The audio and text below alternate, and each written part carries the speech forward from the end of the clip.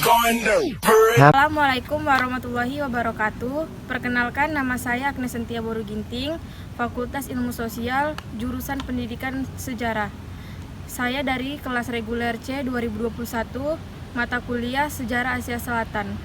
Saya ingin menjelaskan isi buku Bangkitnya Raksasa India Baru kepada abang saya.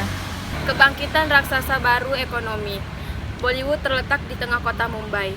Namun kehidupan di kota terbesar India tersebut sama sekali bertolak belakang dengan suasana film India yang selalu syarat tarian dan nyanyian bagaikan dunia mimpi.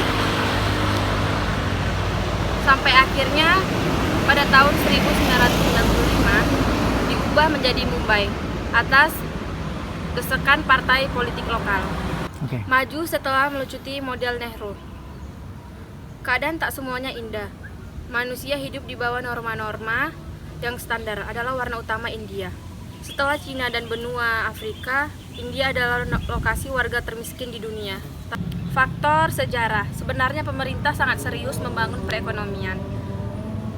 Jangan ragukan pula kehebatan pakar-pakarnya. Setelah merdeka, India memiliki visi ke depan. Dalam perencanaan disusun program menjadikan India sebagai negara industri, yakni perkembangan teknologi industri dan Bollywood yang mendunia dan menjadi buah bibir. Selebihnya adalah kegiatan ekonomi tanpa jiwa, ini dengan sejarah kelaparan masih dan perang negara tetangga. Untung ada India di WTO. Dalam sejarah pembicaraan soal perdagangan internasional, jarang ada perlawanan terhadap dominasi negara maju. Kini keadaannya telah berbeda.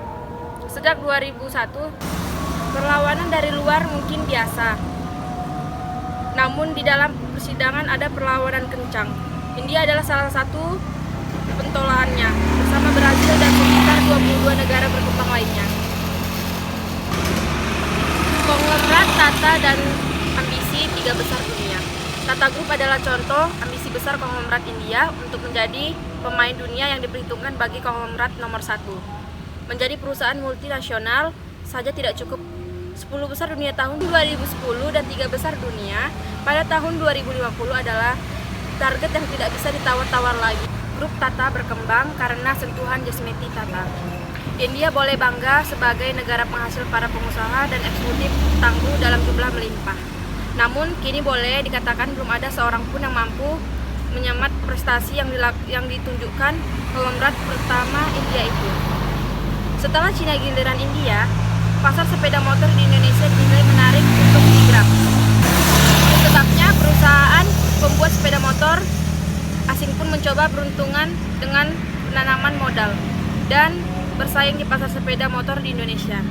Karena teknologi informasi, membangun kekuatan ekonomi dari lembah Silikon. Dominasi Amerika Serikat di bidang teknologi informasi lambat laun mulai tergusur oleh hadirnya industri telekomunikasi dan komputer dari Asia, salah satunya India. Bila negeri Paman Sam ini merintis pembangunan industri teknologi informasi atau IT, pada tahun 1940-an, produksi ini di kawasan industri di California yang populer dengan sebutan Lembah Silikon. Dengan kebijakan yang tepat pada saat yang pas, telah membawa negara ini berjaya di industri TI sejak dekade terakhir. Brain Grind, membangun kekuatan ekonomi berbasis industri atau TI. India tentu memulainya dari dunia pendidikan dengan mencetak tenaga ahli di bidang ini. Upaya yang dirintis India memang tak beda jauh dengan apa yang dilakukan Taiwan dan Jepang terhadap Amerika Serikat. India merancang layanan jarak jauh. India melihat sebuah daur ulang dari revolusi ekonomi global. Pada awalnya, revolusi industri dengan terciptanya mesin turbin dan combustion engine. Dengan teknologi itu, Barat memanfaatkan batu bara dan tambang minyak untuk menggerakkan mesin-mesin. Saling tergantung. Sekarang pun dunia sudah saling tergantung dan bukan hanya sekedar kata-kata. Bank Sentral India mengatakan hal itu sudah menjadi sebuah kesempatan nyata yang menggirai India. Misalnya pemindahan pusat panggilan atau call center dari Amerika Serikat ke India sudah terjadi. Beberapa tahun lalu mereka lebih banyak dikenal sebagai jago kandang. Namun mereka menjadi besar dan mendunia sejalan dengan bangkitnya India sebagai kekuatan industri teknologi informasi global. Ada nama-nama seperti Ranbaxy, Dr. Reddy atau Nicholas Piramal, Lupis Laboratories, banjir dolar. Ada beberapa faktor yang memicu demam akuisisi oleh perusahaan India. Pertama, banjirnya valuta asing di dalam negeri sebagai akibat kebijakan liberalisasi ekonomi yang ditempuh pemerintah sejak tahun 1991 yang memungkinkan koperasi India melakukan mobilitas keluar. Sumber suplai dolar ini diantara lain peningkatan cadang devisa di India dari tak sampai 1 miliar dolar Amerika Serikat pada tahun 1991 menjadi 156 miliar dolar Amerika Serikat pada Juli 2000. Raih kemandirian dengan satelit mikro.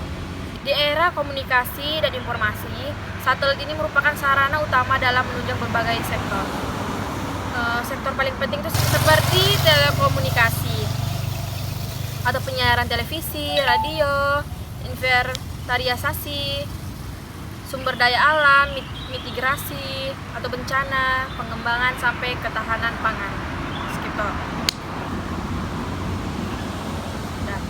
Seperti pencitraan sumber daya alam Indonesia juga bergantung pada satelit observasi milik beberapa negara. Selain dari Amerika Serikat, Perancis, Kanada, Jepang, dan Cina, peluang untuk merintis kemandirian di bidang persatelitan belakangan ini terbuka bagi Indonesia lewat penguasa teknologi dan pembuatan satelit mikro. Pendidikan teknologi di India diikuti dunia. Ada yang dinamakan dengan Center of Excellence. India, negeri berpenduduk lebih dari 1 miliar jiwa, dikenal memiliki lembaga pendidikan tinggi yang diakui dunia. Selain ITT juga ada Indian Institute of Session atau berlokasi di Bangalore. Meski demikian, semua keberhasilan India di dalam membangun tenaga terdidik bidang teknologi ini masih menyisakan harapan. Atau Center of Excellence, India masih terlalu kecil bagi negeri sebesar India. Nah, kota modern di Bangalore kini Bengkulu. Menumpang pesawat Singapore Airlines dari Singapura ke Bangalore. Persaingan teknologi informasi atau TI sudah mulai tercium, setidaknya dari kaos atau jaket yang sebagian penumpang keenakan. 3 huruf. Menginjakkan kaki di Bandara Internasional Kayamataka atau mata para penumpang akan tertutup pada papan pengumuman besar yang ditulis dalam 3 huruf, yaitu Latin, Kanada, dan huruf Devan Nagasari. Limbah elektronik, sisi revolusi TI India. India dikenal paling maju di bidang industri teknologi informasi terutama komputer. Tetapi sebaliknya, dalam mengelola limbah elektronik, masalah utama lemahnya undang-undang yang mengatur penanganan serta tak memadainya cara teknologi yang digunakan atau seperti gaya hidup.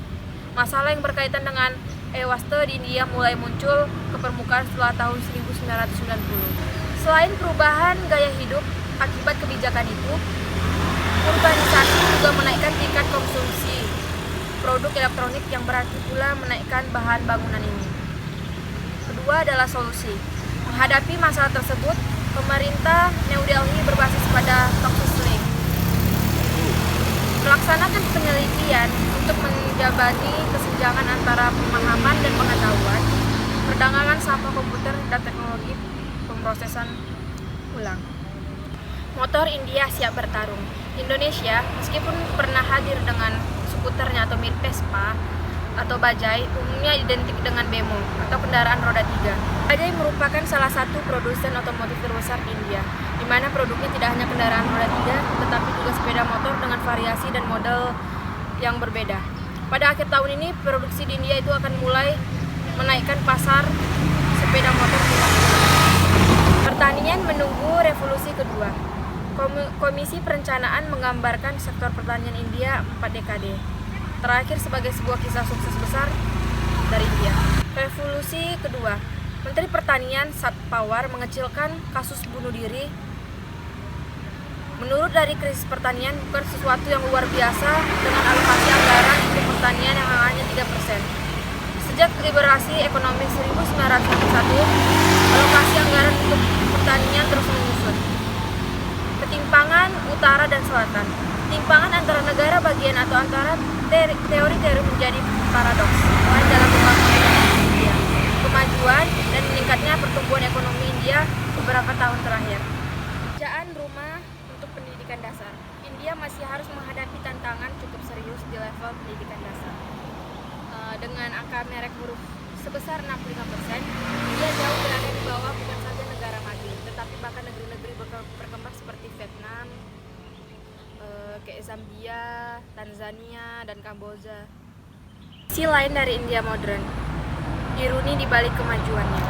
Di balik kemajuan dan pertumbuhan ekonomi yang luar biasa, perilaku masyarakat India masih banyak yang menjadi tertawaan orang. Ibu India menjadi istilah yang masih kerap kita dengar. Si gelap India modern.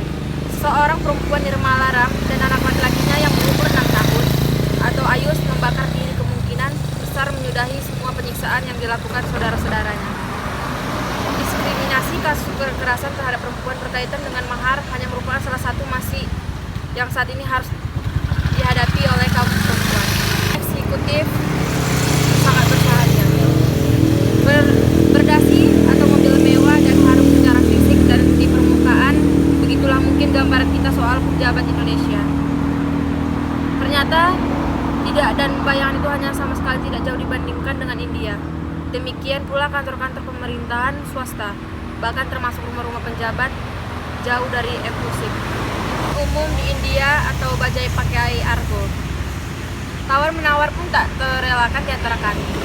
Pase si sopir bajai menolak menyalakan argonya dan meminta 80 rupiah atau setara 16.000 untuk mengantar saya dari Mahatma Gandhi Road atau pusat pertokoan di kota Bangalore.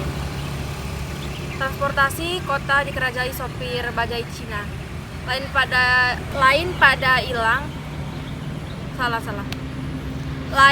lain atau ilalang, lain ikan. Pepatah itu tepat untuk menggambarkan perilaku yang berbeda antara sopir angkutan umum bermotor roda 3 atau bajai seperti di Jakarta, di New Delhi adalah kota besar di India. Dari nama saja, orang New Delhi menyebut bajai three-wheeler, sedangkan orang Cina dulu Madras menyebut bajai sebagai rickshaw. Di Delhi, rickshaw adalah sebutan untuk sepeda motor beroda 3 yang digunakan untuk mengangkut penumpang seperti di becak Indonesia, tetapi penumpangnya duduk di belakang pengayuh. Seperti itu, Bang. Oh, itu deh. Iya.